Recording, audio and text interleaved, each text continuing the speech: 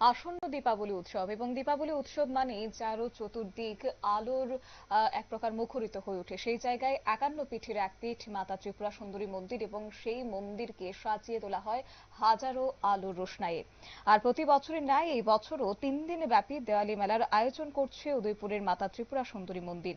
এই মেলাকে সামনে রেখে আজ মাতাবাড়ি দেওয়ালি কমিটির চেয়ারম্যান তথা মাতাবাড়ি কেন্দ্রের বিধায়ক অভিষেক দেবরায়, গোমতী জেলার জেলা শাসক রিঙ্কু নাথের এবং সঙ্গে গোমতী জেলা পরিষদের জেলা সভাধিপতি দেবল দেবরায় সহ বিভিন্ন লাইন ডিপার্টমেন্টের আধিকারিকদের সঙ্গে নিয়ে গোটা মেলা প্রাঙ্গণ পরিদর্শন করেন বিধায়ক। কি রয়েছে আজ বিধায়কের বক্তব্যে শুনুন।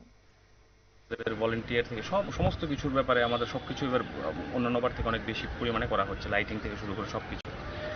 প্লাস আমাদের কালচারাল ইভেন্ট যেগুলো হয়, এবারও বাইরে থেকে শিল্পী আসছে, রাঘব চ্যাটার্জি আসবেন। তো এরকম করে প্রতিটা দিক লক্ষ্য রাখার চেষ্টা করা হচ্ছে, সবাই সম্মিলিতভাবে কাজ করছে এবং এটা আমাদের জন্য ভাগ্যের ব্যাপার। অনেক লোক এখানে আসে, তাদের আমরা সেবা দিতে পারি। তো আমি আপনাদের মাধ্যমে পুরো সারা ভারতবর্ষের মানুষকে আমন্ত্রণ জানাবো দেওয়ালি মেলাতে আসার জন্য এবং ত্রিপুরা রাজ্যের প্রত্যেকটা মানুষকে আবেদন জানাবো, কারণ মন্দির পরিসর বড় হওয়ার পর অনেকের একটা দেখার জন্য একটা উৎসুকতা বেড়েছে এবং ফুটফল অনেক বেড়েছে। আপনারা জানেন যে আমাদের প্রণামী বাক্স খুলেছে গতকালকে, ১৬ লক্ষ টাকার উপরে আমাদের এবার প্রণামী আমরা পেয়েছি, মাকে দিয়েছে। তো এটা আগে আমাদের যখন আজ থেকে ২ বছর আগেও ৪ লাখ ৫ লাখ হতো, সেই জায়গায় ১৬ লক্ষ। তো বুঝতে পারছেন কি পরিমাণে মানুষ আসছে।